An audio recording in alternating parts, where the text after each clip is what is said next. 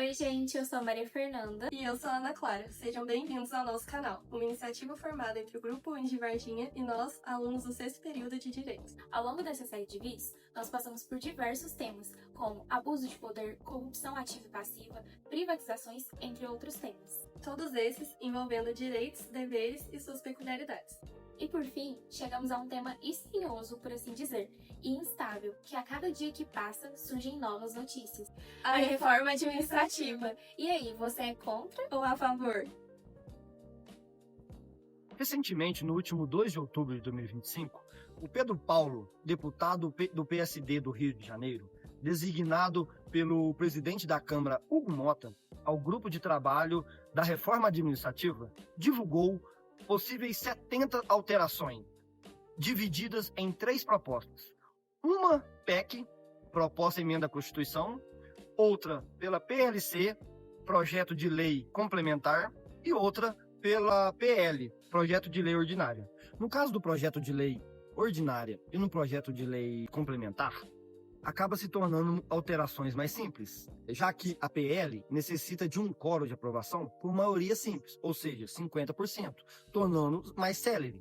No caso da PLC, já é necessário um quórum de aprovação absoluta, ou seja, maioria no Senado e na Câmara dos Deputados, 257 votos na Câmara dos Deputados e 41 votos no Senado. Já no caso das PECs, a tramitação requer mais rigor, mais cautela. Para se propor, precisamos primeiramente atender os requisitos do artigo 60 da Constituição Federal, que impõe que precisa ser pelo presidente da República, ou pela metade da Assembleia Legislativa estaduais, ou por 1/3 das assinaturas dos deputados. Ou seja, primeiramente, Pedro Paulo precisa de 171 assinaturas para começar a tramitação. Pois bem, suprido esse ponto, a PEC vai para discussão e votação, sendo necessária 2 turnos de votações em 3/5 dos votos, ou seja, 308 na Câmara, em 2 turnos no Senado, sendo necessário 49 dos votos dos senadores. Falando agora sobre os principais pontos da PEC, começa abordando sobre a nova lógica de gestão por resultado, onde o artigo 37, em seu inciso 11A, diz que a lei poderá instituir bônus de resultado para os agentes públicos em atividade, desde que observadas suas alíneas, onde exige a existência de acordo, a existência de avaliação periódica, entre outros. A reforma adiciona no artigo 5º o inciso 80, o qual reconhece a inclusão digital como um direito fundamental, garantindo à população todas as tecnologias e os serviços digitais. Além disso, a PEC obriga todos os entes federativos a integrarem a Estratégia Nacional de Governo Digital, o que se trata de um conjunto de diretrizes e ações que auxilia o poder público a utilizar essas tecnologias nos serviços digitais da população. O objetivo dessa estratégia é modernizar o Estado, facilitar o acesso aos serviços públicos e ampliar a transparência dos atos administrativos. A PEC propõe uma padronização nacional nas carreiras públicas, com base nos critérios de mérito, desempenho e capacitação contínua. Ficam proibidos benefícios automáticos, como licença-prêmio, adicional por tempo de serviço e progressão apenas por antiguidade, substituindo os mesmos por avaliações periódicas e bônus de produtividade. A PEC cria também uma tabela nacional de vencimentos, onde essa tabela irá uniformizar os salários entre carreiras equivalentes. Além disso, irá impor limites às verbas indenizatórias, as quais não poderão passar 20% da remuneração do cargo. O texto também torna obrigatório a divulgação de salários e de gastos públicos. A reforma concede ao presidente da República poder de criar, fungir ou extinguir cargos ou órgãos públicos por decreto, ou seja, sem necessidade de aprovação do Congresso Nacional. Contudo, segundo o artigo 41, parágrafo 3º, estabelece que, caso for extinto o cargo público, o servidor público estável será transmitido para outro cargo público com um nível de formação, complexidade de atribuições e patamar remuneratório equivalentes. Esse ponto é um dos mais controversos, pois pode concentrar poder no executivo e fragilizar o controle legislativo sobre a estrutura pública. Além da PEC, temos 2 projetos de lei, que seriam a PL, que seria o Marco Legal da Administração Pública, e a PLC, que é a Lei Complementar de Responsabilidade de Resultados. O Marco Legal da Administração Pública, ela visa padronizar regras sobre concursos, cargos comissionados e sobre contratações temporárias. traz a novidade do teletrabalho, da avaliação por desempenho e também o bônus pelos seus resultados.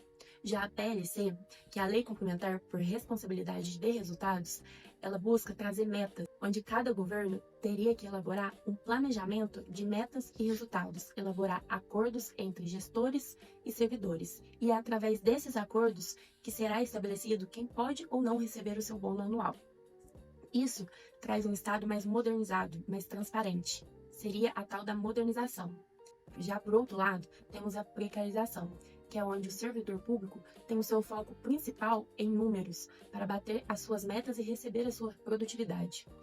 Agora imagine, você ser avaliado pelas suas metas e pelos seus resultados, mas não obter a sua equipe e nem recursos suficientes para isso.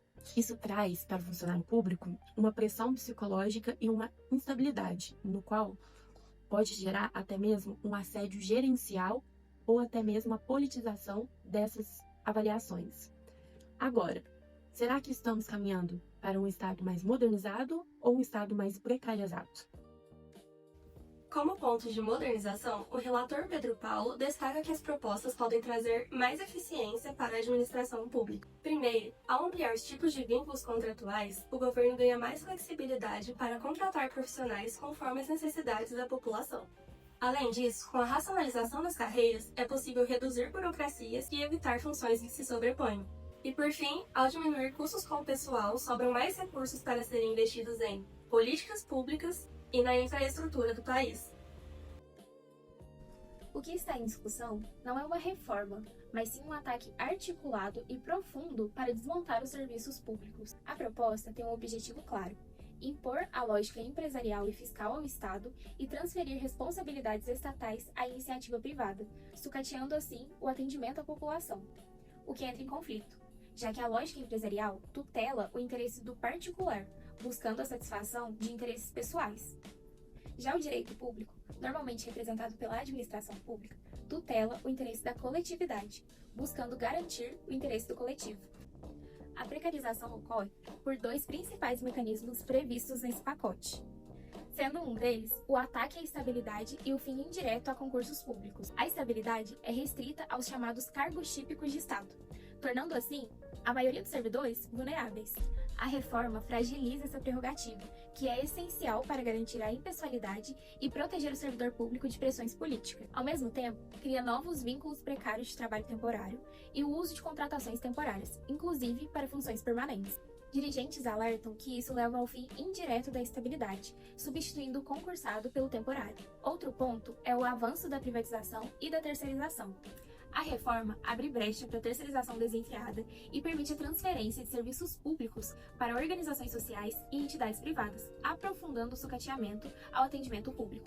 O que está em jogo, portanto, não é a economia ou a eficiência, mas sim o caráter social do Estado e a transformação do serviço público em mercadoria que gere lucro para o capital. Agora, dando continuidade ao nosso trabalho, seguiremos com a entrevista realizada com o juiz de direito da Vara da Fazenda da Comarca de Varginha, Dr. Wagner, que gentilmente aceitou responder nossa pergunta e tirar nossas dúvidas.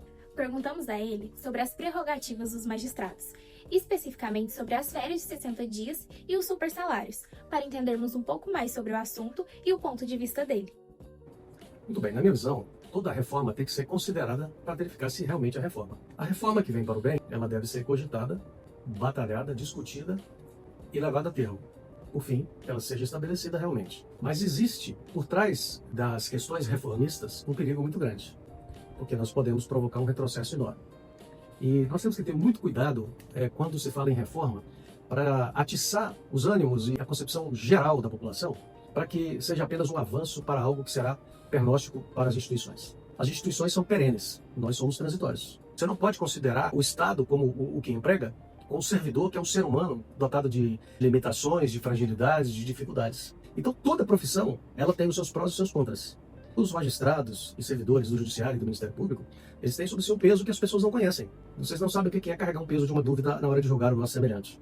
Porque nós não temos o poder do vaticínio, de saber o que está na mente da pessoa, nós não podemos voltar no tempo. Então o juiz, ao receber essa carga, ele precisa de um tempo para si, para suas reflexões, porque senão nós cometemos uma injustiça muito grande, desumana, de colocar uma carga sobre a vida do magistrado e do promotor de justiça, para depois exigir dele algo a mais. A carreira vai se tornar pouco atrativa, aposentadorias precoces, mas a carga humana de julgar um semelhante, a responsabilidade, ela é muito desgastante para o juiz. E algumas desgastantes em excesso. Quando é que o juiz julga? Quando ele se convence. Mas como que ele se convence? Se cria no espírito dele uma dúvida que o consome por dias, até que ele possa afirmar o seu convencimento e proferir o seu veredito. Então essas férias, que já eram consideradas salutares para a saúde do magistrado e do promotor, hoje, com muito mais evidência, elas ainda são salutares para a saúde mental dos juízes e promotores, porque os processos quintuplicaram o número de obrigações também, com a criação do CNJ. O juiz tem que prestar relatório de tudo, tem que dar conta de tudo, de coisas que inicialmente nunca foram pensadas para o magistrado.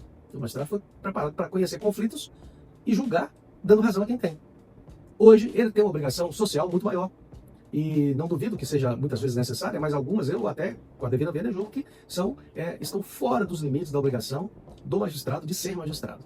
Mas com toda essa pressão, toda essa obrigação, com esse aumento de serviço, com excesso de informações, excesso de cobrança, excesso de legislação e da necessidade de atualização, é impossível que o juiz tenha saúde mental se ele não tiver esses 2 meses de férias. Então, pensar numa reforma que, na verdade, ela deforma, essa deve ser evitada. Então, não existe privilégios para a magistratura. Eu desafio alguém a dizer qual o privilégio que eu tenho por ser juiz. Nenhum. Tenho a minha obrigação de um trabalhador, de um servidor público normal. Não vejo como suficiente a nossa remuneração. Acho que nós mereceríamos muito mais. Quando eu ingressei, eu recebia cerca de 70 salários mínimos por mês, o que daria hoje uns 90 mil reais por mês, em média. Hoje, o meu salário base é 25 mil reais, líquido. E eu recebo, por excesso de acervo, por uma legislação criada por causa do excesso de carga de trabalho como magistrado, como se fosse uma compensação de indenização, mais 10 dias por mês, que corresponde aos 12 mil por mês. Agora, a juiz está ganhando 100 mil por mês. Eles não têm coragem, nem dignidade de dizer que muitos direitos de juízes, promotores, servidores de uma maneira geral, foram sonegados durante muitos anos. Esses direitos foram discutidos na própria justiça, a justiça reconheceu esses direitos e o tribunal tem pagado, os órgãos públicos de uma maneira geral têm pagado, tem liquidado esse passivo dos servidores de uma forma assim, parcial e longa, porque o Estado não tem dinheiro também para nos pagar o que é devido. Então o juiz recebe o seu salário, como eu disse, e às vezes recebe diferenças, que pode somar aí valores de 50 mil, 60 mil a mais, de acordo com a disponibilidade financeira. Qualquer trabalhador no mundo que tenha o seu direito reconhecido pela justiça e pela lei, ele vai lutar por ele. E ninguém pode mendigar direito, nós exigimos direito. Então, quando se fala em reforma, mas com intuitos políticos diversos, com interesses políticos diversos, com o interesse de minar o Estado, diminuir a garantia do cidadão, porque um judiciário fraco, ele não vai socorrer o necessitado. Mas um judiciário forte, ele vai estar sempre com as asas abertas, como uma galinha que vai acolher os seus pintinhos, para protegê-los. E aí, a sociedade é que precisa dizer qual judiciário, qual Ministério Público, qual administração pública que nós teremos. É lógico, algumas reformas precisam ser feitas, sim, mas vamos discutir. Vamos esperar, vamos fazer com consciência. E não para, numa tacada, falar, vamos acabar com privilégios. Os privilégios existem. Se formos olhar, entre aspas, eles existem. E vamos então investigar, por exemplo, os deputados e senadores. Como que as coisas andam lá dentro, para saber o que é privilégio e o que é realmente exercício legal e regulamentar de um parlamentar. Vamos abrir os livros e trazer a verdade à tona. E aí podemos discutir então uma reforma de verdade. No executivo, por exemplo, quantas distorções existem em salários de pessoas que exercem um cargo, por exemplo, de ministro, mas são conselheiros de estatais e como conselheiros estatais ganham dinheiro a valores astronômicos. Eu estou falando que eles não merecem? Não, merecem. Mas então vamos discutir o que é privilégio e o que é realmente o valor de um ser humano pelo trabalho que ele presta. Nessas condições, essa é a forma assim, bem simples de poder dizer o que eu penso dessa reforma nesse aspecto. Com base no que você aprendeu nesse vídeo, questione seu deputado, dê sua opinião nos comentários e nos diga: reforma administrativa trará modernização ou precarização do serviço público?